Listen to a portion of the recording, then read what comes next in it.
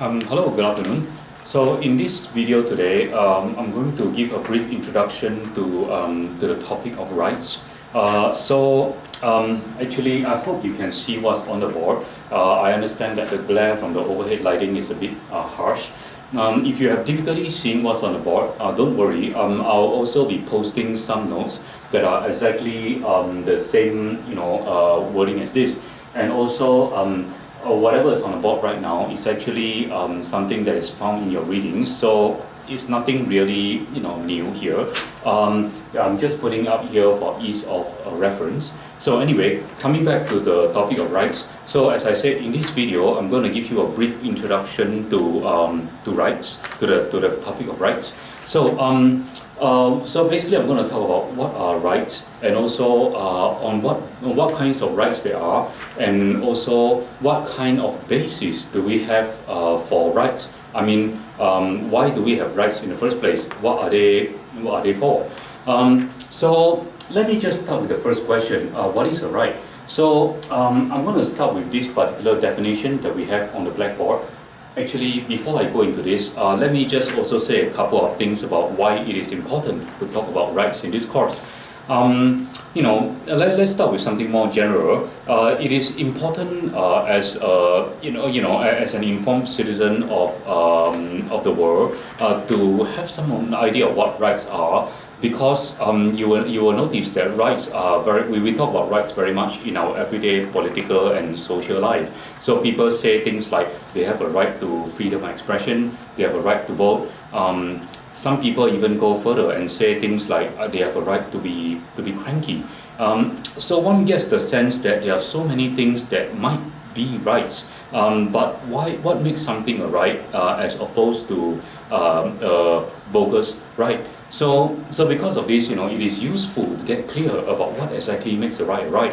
I mean, I think most of us agree that we have a right to freedom of expression, but do we have a right to be cranky if you're having a bad day? I'm not going to answer this question right this very moment, but the thing about this, the other reason why it is important to talk about rights has something to do with what's going on in this course. So you will notice that in this course, many of the issues that we discuss, such as abortion, cloning, and euthanasia, and many other issues, are all framed in terms of rights. For example, if you are a pro-choice, if you adopt the pro-choice position in abortion, then you would say that the woman has a right to control what happens to her body.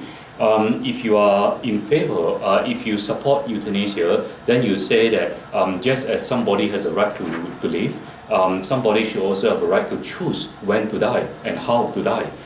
So you will see that rights feature very heavily in discussions of various issues in medical ethics. So for this reason, I think it is good to start the semester with a brief discussion and some thinking about what rights are in the first place. Okay, so let me get into this. So Jeremy Waldron, a professor at NYU, has actually come up with a very succinct definition of what a right is.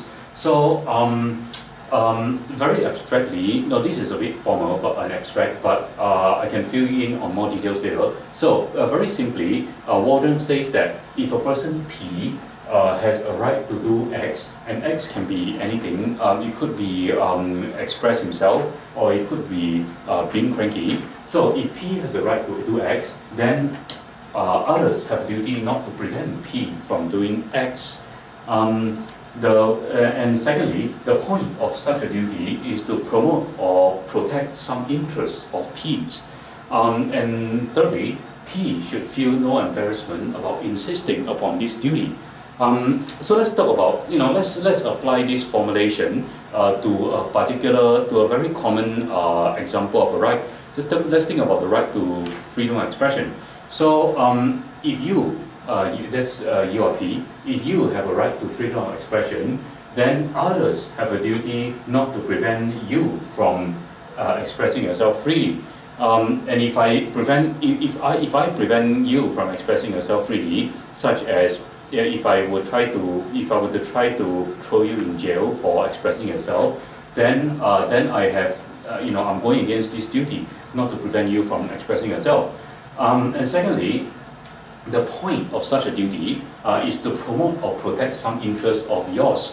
So we are assuming that if you have a right to freedom of expression, then there must be some vital interest that is served by your being able to express yourself.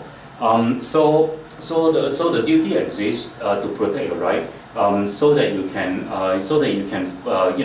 safeguard and protect that particular interest that is served by expressing yourself.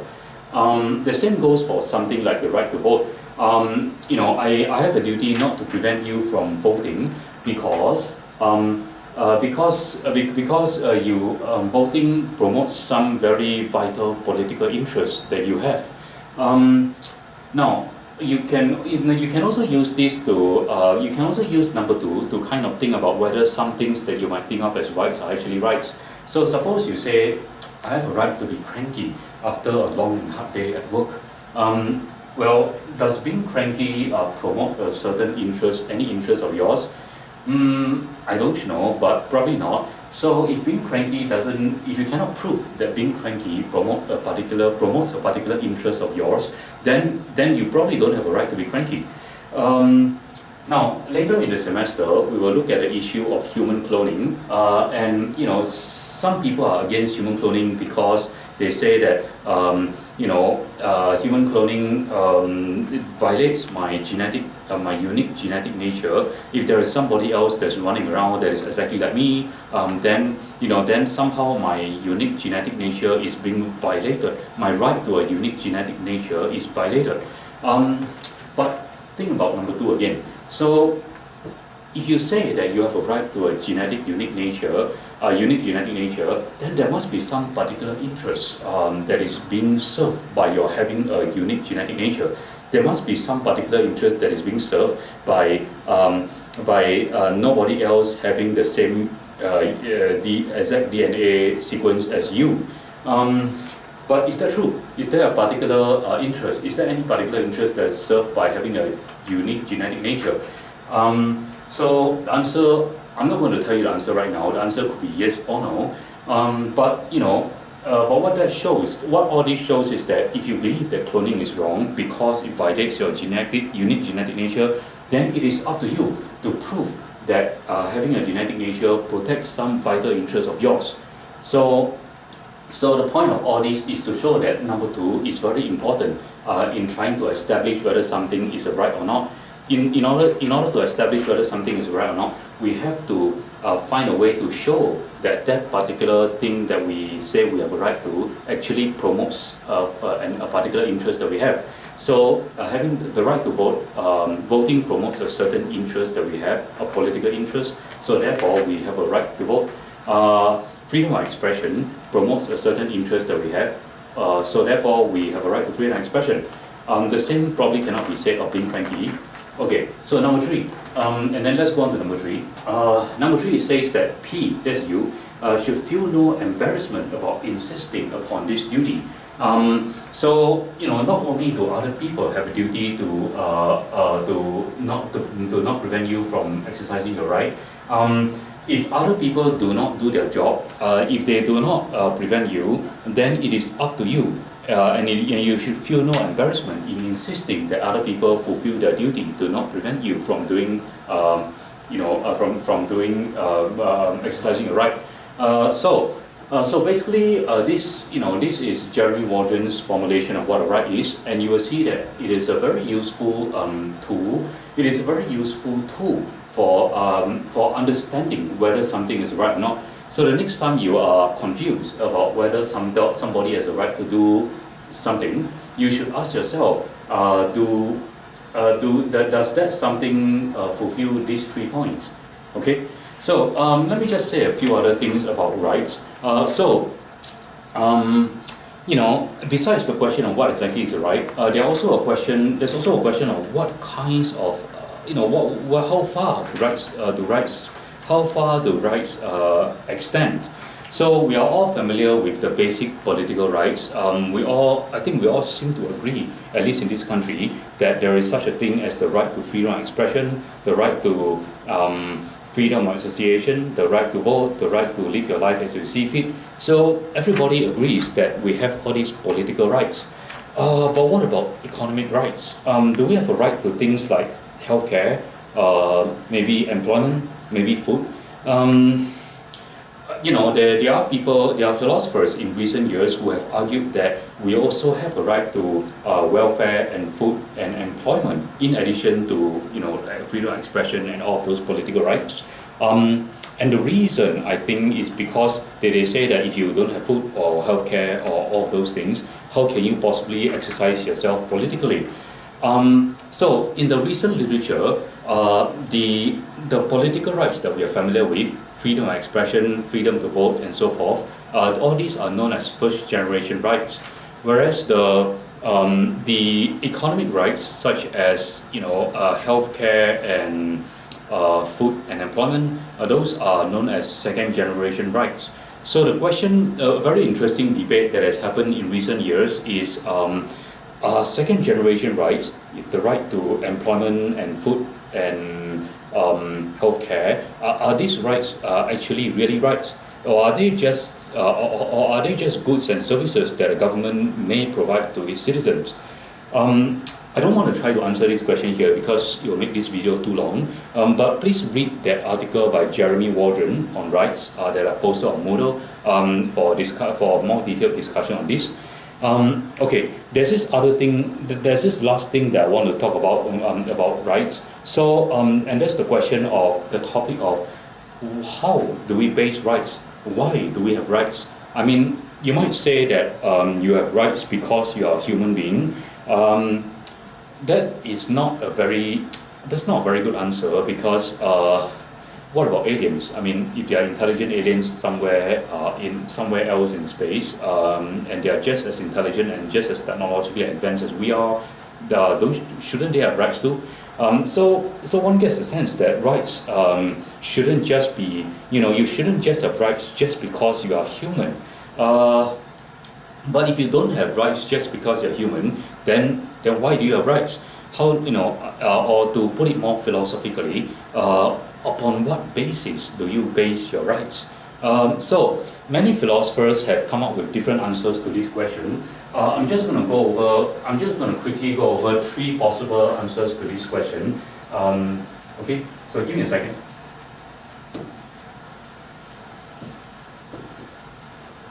Okay, so the question is,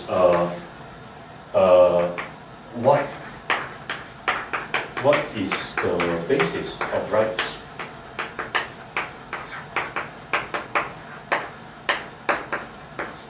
Okay, now, over the last couple of centuries, there are 3 main answers that have been given to this question.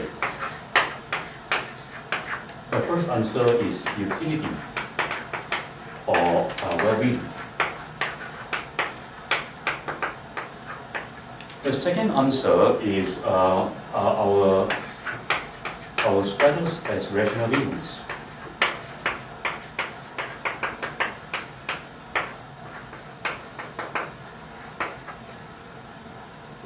And the third answer is social contract theory.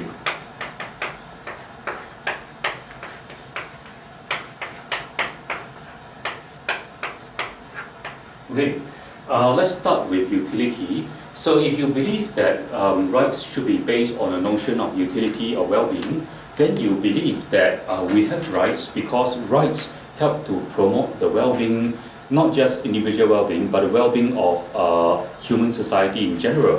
So John Stuart Mill was a famous proponent of this first view. His view is basically that we have rights because human beings are better off, human civilization in general will be better off if we have rights, because if we have rights, then everybody will have the space that they need to do the things that they want, to carry out their projects, and to exchange ideas freely. So freedom of expression on this first view is very important, because if everybody is free to express themselves freely, then there will be a free marketplace of ideas. And with the free marketplace of ideas, good ideas will flourish, whereas bad ideas will just get shot down. So and if good ideas flourish in this free marketplace of ideas, then the well-being of humanity is being promoted. So on this view, a long story short, rights are important because they serve to promote the well-being of humanity as a whole. And then there is a second view, which is that rights are important because they are needed in order to preserve and promote our status as rational beings. So the German philosopher Immanuel Kant was a proponent of this view. His view is that rights are important because we are rational beings. We are beings that have rational abilities. We are able to think. We are able to use our ability to think to carry out projects and so forth. And because of this, we need rights so that we will be protected from being treated in a way that that is not befitting a rational being. For example, a chair is not a rational being. You can treat a chair any which way you want. You can kick it, you can burn it if you want to, or whatever, do whatever you want to it. But you can't do the same thing to a rational being. A rational being like me is deserving of a certain amount of dignity and respect. And so the purpose of rights is to prevent other people from doing things to me that do not befit my status as a rational being. Okay. Now the third view of the basis of rights is social contract theory. So this social contract theory was famously put forth by the French philosopher Jean-Jacques Rousseau. According to social contract theory, in the beginning we were all savages living in the wild. This is before the beginning of human civilization. So we were living in the wild as savages, and then one day we decided to come together and live together so that we can reap the benefits of living together in society. So when I give up my status as a savage and come to live in society, I give up certain things, but in exchange I gain even more things, even more freedoms. So I gain certain freedoms that come from not having to hunt for my own food, from not having to make my own shoes and clothes. So with all of these freedoms, I gain the freedom. I basically gain the freedom to have more time to pursue projects that are really important to me. So and when we human beings came together out of the wilderness to form societies and civilizations, we agreed to a contract. We agreed that in order for us as human beings to live together productively as human beings, we have to refrain from doing certain things to each other. And so rights exist as a kind of articulation, as a kind of formulation of that refrain. So for example, you have a right to life, which means I have a right, which means I have a duty to not murder you, for example. You have a right to property, so I have a duty to not steal or violate your property.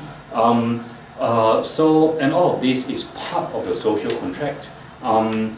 So the idea is that rights exist because they enforce the social contract and allow humans to live well in society.